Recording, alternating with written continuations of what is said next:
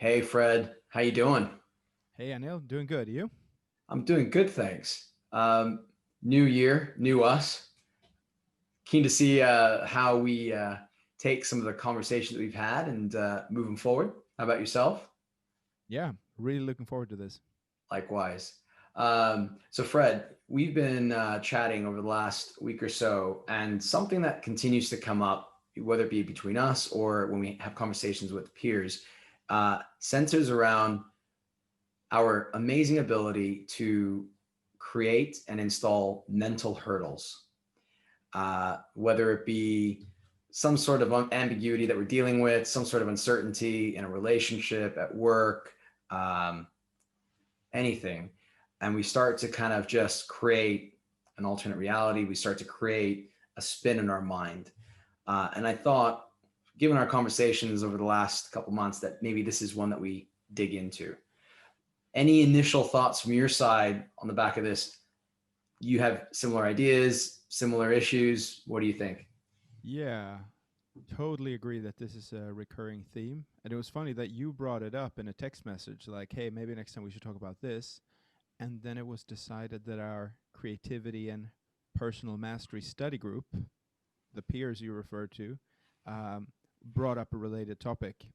So I think it's very timely. I found that conversation inspiring, and yeah, it's something that comes up regularly, right? That everyone is dealing with, and everyone can relate to this idea of self-imposed mental hurdles. I agree.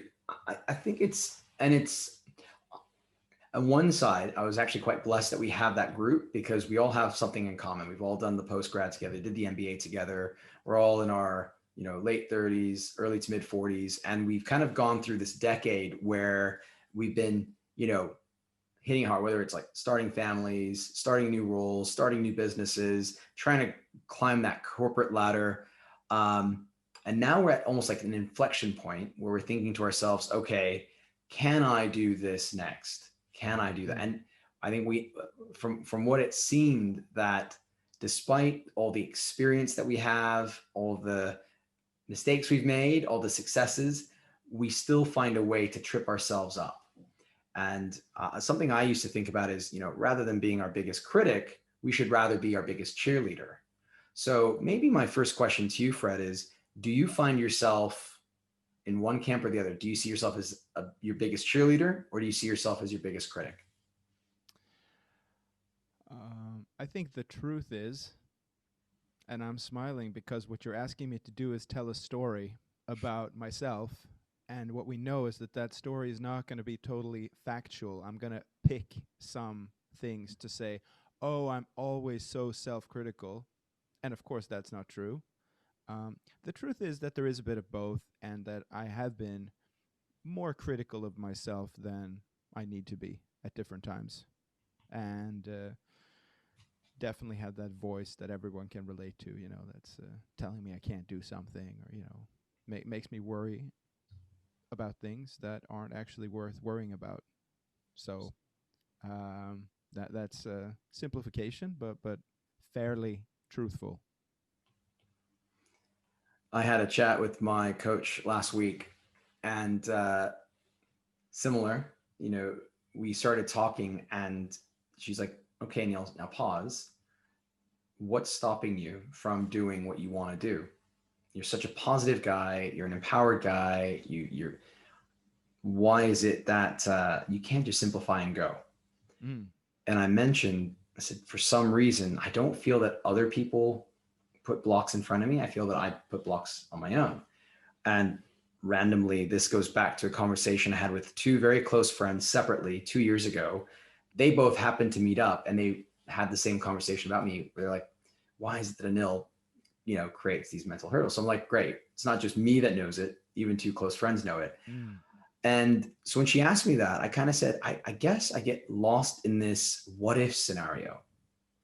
And I get lost in trying to figure out, well, if I do this, then what if this happens? Or what if this happens? And, it's rather than doing what I do externally for peers, I Mm-hmm. end up doing the opposite. I internalize and start to almost go more into problem mode than solution mode. Mm. Yeah. And it's a weird inner voice. And I kind of said, I'm like, I need to kind of break that cycle. So when you, Fred, when you have conversation with your coachees, or when you are trying to coach yourself, how do you find yourself? Do you see yourself as someone who does that as well? Like you kind of get lost in scenario planning and problem creating, or do you see yourself more in the simplify solution? How do you It's find yourself? definitely, it's first of all, for myself, it's definitely something I've been working on Mm-hmm. to not get stuck, exactly as you put it, in this kind of problem mode. Uh, and it is possible, I think, to shortcut to the solutions, to be solutions focused. I think that's a great approach in coaching and in life. And the other part you mentioned that I totally agree with is like what we worry about. We start worrying about all sorts of remote scenarios that may or may not come to pass. Like planning is great, right? Being aware of real risks and taking the appropriate, mitigating action or whatever it might be, that's very sensible. But Mm-hmm. when we look at back at decisions, it's often the case that um, we worried about a lot of things and they just never happen, and that was just a big waste of time. Or we worry about something is not going to go well, and then it goes well, and the worrying was, it didn't really help. It wasn't like, for example, if you have something important on tomorrow and you prepare for it, that's great, right? But you should either prepare for it or not worry about it. The worrying doesn't help. It doesn't. I know I've heard this message of, are you worried about it? Yes. What can you do about it? Nothing. Then don't worry about it. Are you worried Yeah. about it? No, I'm not. Great. Then you don't have to do anything about it. And it's a very, so just on the back of that, Fred, what do you think is the source of this mental worry or this mental negativity Hmm. that causes people to spin? Yeah. I think it's a couple of things. One we talked about before is this survival versus happiness, that we are wired for survival. Seeing a tiger everywhere, it keeps you alive. But now that there are very few threats, worrying about things that aren't dangerous is not going to help. Mm-hmm. I think that's one part. And the other part is that we are story driven. Everything that we want to remember and understand, it's put into a narrative.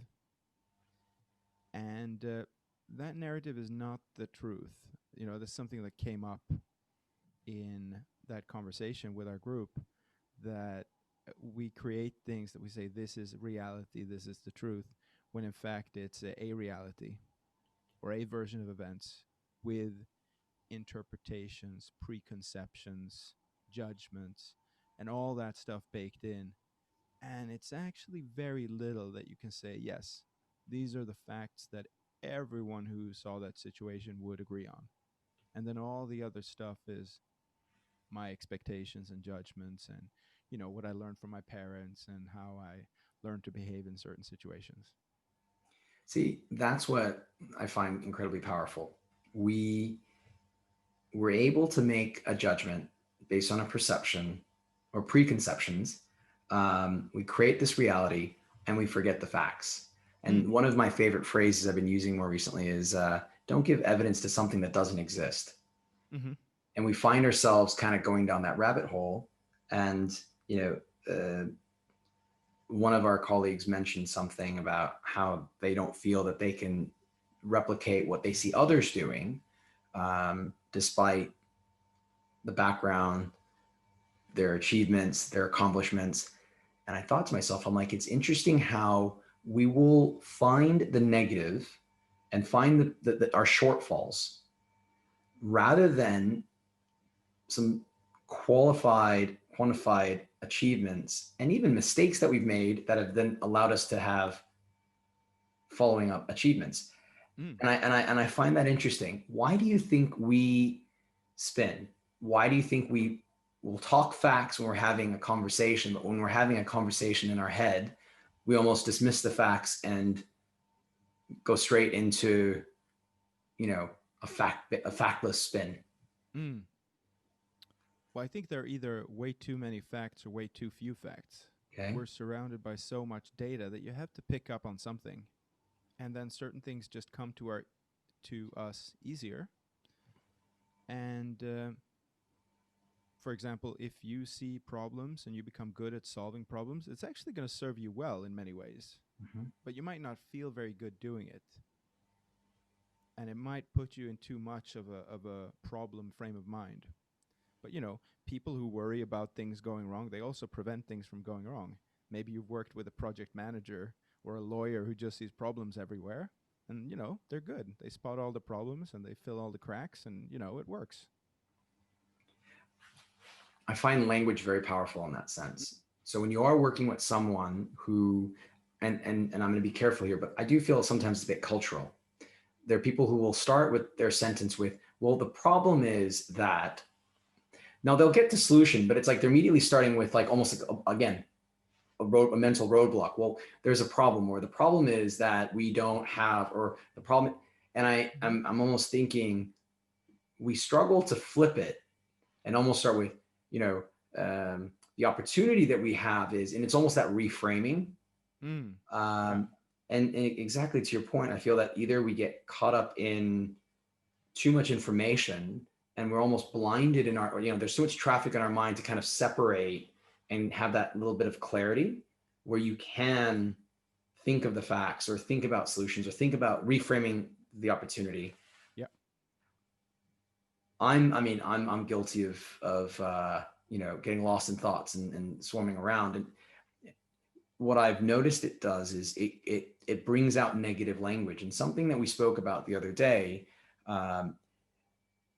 I have a tendency sometimes to almost preface certain conversations with, hey, I'm an American and therefore I'm positive. So if I'm smiling right now, please don't misunderstand that as rather than just being authentic and just being myself and letting people ask me later, hey, you were a bit satirical, a bit smiley. What was going on there? Was that because you were taking light of the situation, or and I the feedback I got there was, why is it you feel like you have to qualify what you're thinking? Why are you creating a hurdle of qualification when no one's asked for it? And if anything, people know you or should know you well enough that if you're being authentic, you don't need to qualify. And so I kind of came up with this quote unquote mathematical interpretation.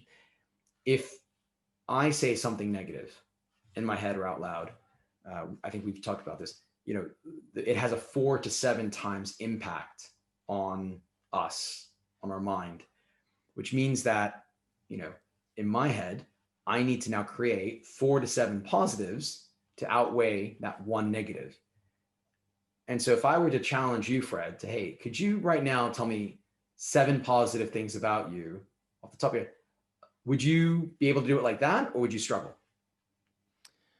I think I could do it, just Nice. in terms of babbling on, saying some meaningless things, and yeah, the thoughts come when you Cool. focus. So now if you were to say 3 negative things, and so now I say, actually, now, Fred, I need you to say at least 12 to 21 positive things about you. It I would starts to start add to up, struggle. doesn't it? Yeah. Mm-hmm. So, and I feel like when you go into that mental spin, unfortunately, we're not thinking about that one negative hurdle or that one, we're actually thinking about multiple. And that's when, you almost have to start thinking about potentially, you know, 12, 15, 20 plus positive things just to almost offset that negative spin that you probably didn't need to get into in the first place, but so be it. Yeah. And so this friend, when I mentioned this, they said, I'm going to force myself to be positive. Fred, if I said that to you, I'm going to force myself to be positive, or maybe what would you say back to me? I think that's a good idea. I think give it a shot, see how it makes you feel, see how it works out, how things change. It's something that came up in the conversation with our peer group in terms of there was an active invitation to choose an alternate reality. Mhm. And I think that helps to kind of push the walls out a little bit to create, to make an effort to create new perspectives and to see that it's actually possible. As soon as you see that there is an alternate interpretation, to a certain situation, I think it's very liberating, because then you realize that your first one was not the truth, reality. It was a reality, one description, one interpretation. Um, and so I think that's very helpful. And if someone is a little bit, for example, if they were to start every sentence with, yeah, the problem is, this kind of thing, uh, it is, and I know that's not your case, but in either way, I think it's a great experiment to say, no, I'm just going to take a positive take on everything. Now, in the end, you probably want to be realistic and say, these are the facts, these are the things I don't know. Um, what are some interpretations here? And what are some potential courses of action? But if you experiment with being positive in an active way, then you'll discover new interpretations, and I think it'll create this kind of space where you see that, yes, these were just interpretations, and I have more control, more influence than I thought I did. I want to come back to that because I think the realist opportunity gets back maybe into a bit of some cultural questions that I have for you. So I'm going to come back to that in a sec, Fred. Um, I want to maybe go back to how I asked you about if someone said I'm going to force myself to positive, and I think on the call when that person said that, I was like, why force it? So I kind of want to ask you, for why should someone force positivity, or am I maybe I'm getting lost in language when someone says that? What's your take? Yeah, I mean, I agree that force sounds a bit forced, Mhm. but this might not be the way you want to go about your whole life, where you feel like you're being forced to do something that doesn't come naturally. But maybe it's good once in a while just to see the contrast, because um, when someone is going through a tough time and is depressed, for example, it's very common that they're negative, but they don't see their own negativity. They're assuming the worst. They have, you know, lower thoughts of themselves than other people. Um, and they're not giving themselves credit for their achievements and so on. And so, in fact, everyone thinks they're neutral, probably. If you don't reflect on it too much, you say, yeah, I'm just describing reality. I'm just describing myself. And then everyone else, similar to what you're saying before, other people might go, no, you're a, fun, kind, hardworking person. And for a person who has a negative take, forcing themselves to be positive could open something up. It's an experimentation that could lead them to see, hey, this alternate reality that I'm choosing to describe now is equally valid, at least. Maybe there's actually more evidence for this alternate description. I would agree now on that because if I take myself on a road bike, so if I'm running or if I'm cycling, just to throw, let's say, the workout analogy into this or experience into it, I've had conversations with friends when, I'm cycling and I'm like, oh, I'm not hitting the level I want to, I'm not, pushing past that, whatever, that barrier, that hurdle that in my head. And I do feel like sometimes it's in your head because you're like, physically I've got it, but then I break down and I give up. Um, and I was even saying it when I do sprints, on Zwift, and there's a sprint, and like you see the finish line, and I don't know why, but I'll push, and like literally 5 seconds before it, I'll just go, oh, and I'll give up, and I'll just be like, what do I do? And I kind of feel like that's a moment where I need to force myself, like just keep going, like push, and and then when I've done that, I've realized I'm like, actually, I did have a little bit of gusto left in me, so there is that disconnect between mind and matter. Mm-hmm. And okay, I know that cliche of mind over matter. Go ahead. But isn't that a great discovery? Yes, Like, it's funny, right? it It is. made me think of something similar, which is like just a couple of years ago, I was at the gym, and it was, these stack of weights, and you put the pin in somewhere. Mhm. And I started doing the exercise, and then I realized afterwards it was much heavier than usual. I just forgotten to move the pin when I got to the machine. And I wouldn't have thought that I could do that, but I did because I didn't look. Mhm. And clearly, the barrier before had been mental, where I was looking at the stack of weights. I knew where the pin should go. I created this feeling that, yeah, I can only do whatever, 10 reps. And then I tricked myself by accident into doing much more.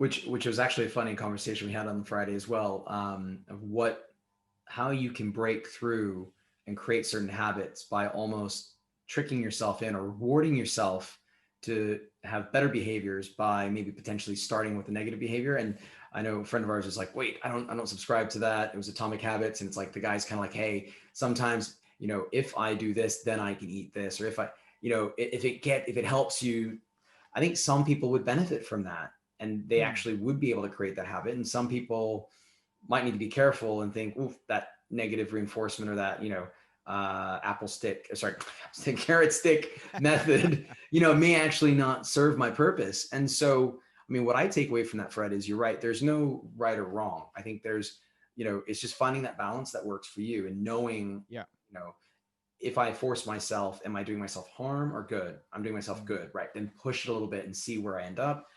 If I'm going to be doing myself harm, okay, fine, just allow it. And then when you're ready, find a way to almost recenter yourself and surge I and totally give it a agree. go.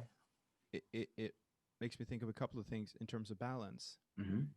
That some people are so hard on themselves Mm-hmm. and put themselves down, and maybe they would benefit from just lightening up a little bit and giving themselves credit for the things that they do well. And some people never put any pressure on themselves, and maybe they should be a little bit more hard on themselves, and if they wanted to achieve more. So there's always some balance or some bias that we have, and it's possible to learn about yourself, what buttons are accessible, what you can try. um, and so perhaps, coming back to your comment about forcing yourself to be positive, I find it nice to with the idea of like curiosity, or to play around with something, Mm-hmm. that you can be playful and curious about yourself, because that implies something that's quite forgiving, and you're not doing it with any great weight. You're just saying like, yeah, I'm playing around with this idea. I'm going to see how it works. And that is one way that I find is helpful to get through, to get under the radar, to say, yeah, I'm just playing around with this. I'm just experimenting. You See where know, your curiosity takes you in terms of the personal development. I'm with you, Fred. We actually, you brought this up before in one of our previous conversations. When we were talking about what are we taking from 2020 to 2021, or how do we almost get back to basics? And I love what you just said there in terms of it's being playful and curious. Try it out. See Yeah. what works for you. And if so back to the what if cycle. My coach was like, so what are you going to do to overcome that? And I said, well, what I'm going to do is, I think the next time I fall into that what if scenario, I'm going to pause, recognize that I'm in it, and then jot it down and kind of almost kind of journalize it. And then Mm. and see, and you never know, like again, for me, that's being a bit playful and curious, because I'll do that and maybe a week or two from now I'll kind of read that and go, oh my god, what was I thinking?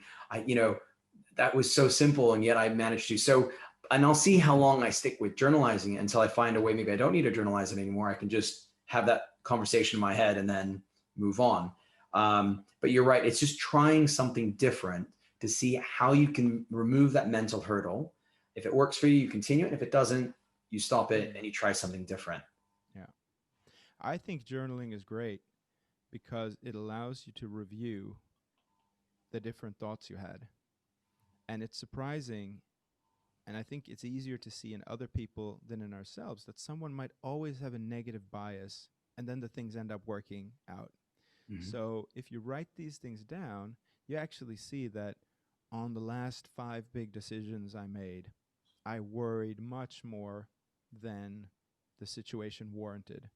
And every time it worked out in this kind of, expected way, or something better came out.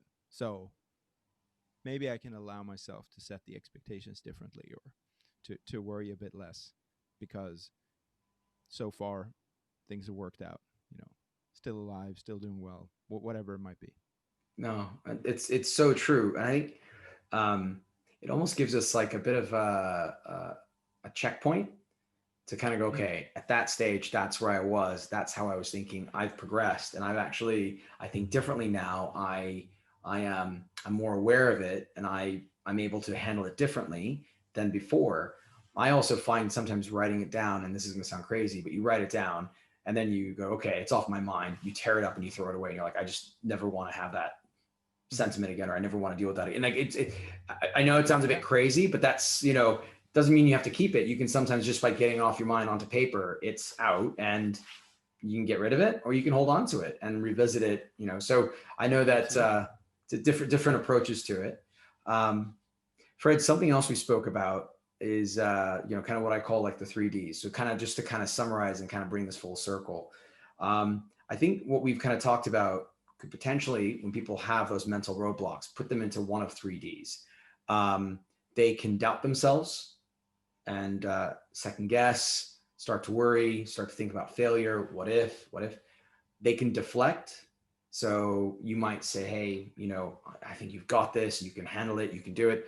Hey, no, you don't know me, you don't know my circumstance, you know my situation.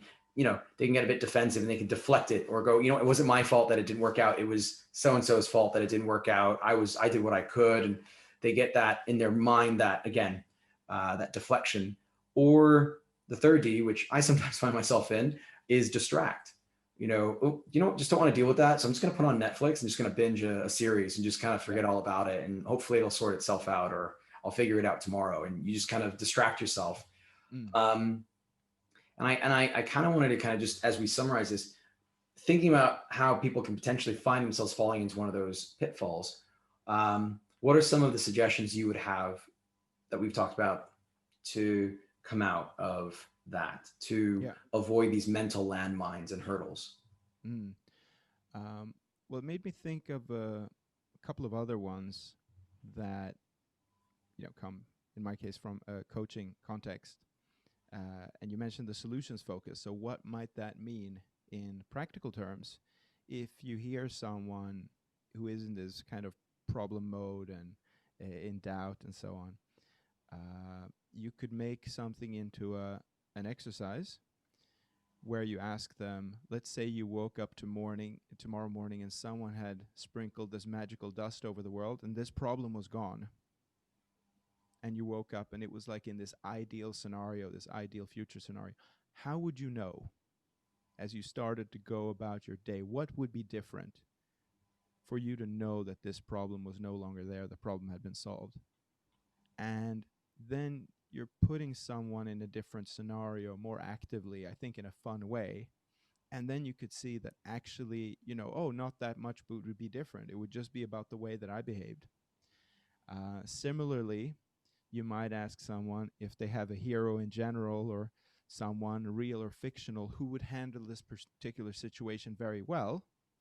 Anyone from Jesus to Jordan, what would they do in this situation? How would they solve it? WWJD takes you out of the takes you out of that rut or being caught in your own doubt, and say like, again, Elon Musk would do this, or Jordan or Jesus, they would handle the situation in a certain way, and then realize there's nothing preventing you from doing that. Love it. So those are going to be two. I think I'm going to add to that. I'm going to say you kind of, again, you kind of pause yourself, kind of try to snap out of it and just kind of give yourself that opportunity to go, okay, this is happening. Journalize it. So jot it down. Jot down the problem. And Tim Ferriss actually shares a scenario planning, kind of like a worst case scenario. If and he's like, right, jot down what that is, jot down what's the worst thing could happen, and then jot down, what would be the cost, and if, like you said, if this problem were to go away, what would that mean to you? So almost jot it down and try to almost work it out rather than keeping it in your head. The other thing I would add to that is, if you have it jotted down, and I go back to those positives, I wouldn't expect anyone to, off the top of their head, throw out 20 positive things about themselves. If they could, hey, fantastic. But even if you jot down 3 to 5, and keep it on a piece of paper or in a place that's accessible, and just look at it and kind of go, hey, last time I struggled, what did I do? What did I achieve? Oh, I achieved this, and this. Actually, I've got this. I can push through. I've got this. So it's almost like what would I have done instead of what would Jordan do? You can almost kind of flip it back and look to your history and go, hey, you've got enough strength in you and confidence in you to do it. And Yeah, yeah, yeah. I think that's a great way to find evidence, right? exactly. Put the evidence where it exists, go back to the facts, rather than putting evidence where there are no facts or it doesn't exist. And I feel like, just in keep it simple. There's no need to try to create, again, an alternative narrative of how you were amazing. It's just what did you deliver? Um, I kind of want to close on a topic that maybe we can speak about next time. And that is, how you mentioned someone being a realist, Mm-hmm. someone being an opportunist, someone being an optimist. I consider myself, a realistic optimist, um, always looking for possibility. So when something happens, I'll want to get in the mindset of, no, I can find something here. Culturally, some people may approach it differently based on their upbringing or their environment. What would be your suggestion if you saw this happening and someone kind of says to you, well, it's actually because of my upbringing or it's because of my circumstances? How would you help them come out of their circumstances, or maybe reframe it? What would be your take on that? So they're basically not victim of their own culture. Mm. Well, first of all, I think if someone wants to do that, they can basically do it. Mm-hmm. I believe that these things are in our head, and we have the capability to change them, to change a narrative, to find other evidence, to experiment with different paths, to do exercise to explore that. Um, I think that's always possible because in our childhood, for example, there is going to be so much evidence that you can always find evidence for the opposite or for an alternate narrative. And yeah, so I think that's where if someone wants to go to their childhood and talk about that, I think they discover that you can usually create multiple narratives from all the things that actually happened. Which is fair. I mean, and it's not to say that. Hey, I'm not saying no one should say that's right, that's wrong. I think to each their own. And something I believe in is you're not gonna change someone. I think we've talked about this. Like I'm a firm believer. You live as the example. You live as who you want to be. And if someone around you sees it and they go, "Ooh, I kind of like that," and they want to find a way for them to bring that to life by your example or by your approach, your practices, then that's great. I agree. We can't help everyone, but we can support them to help themselves. And that was something I love that my coach said to me on Wednesday. She's like, look, you can only help yourself. I can support you, but only you can help yourself.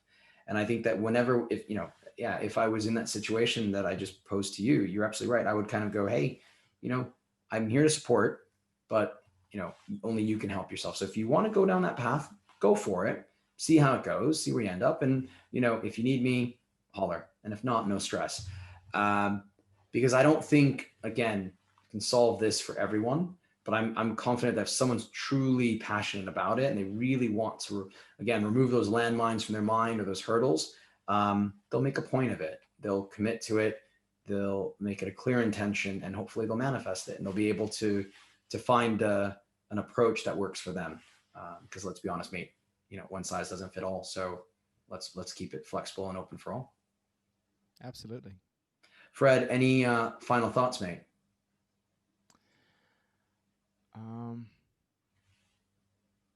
No, I'm really happy with the ground we covered and some of the ideas we came up with.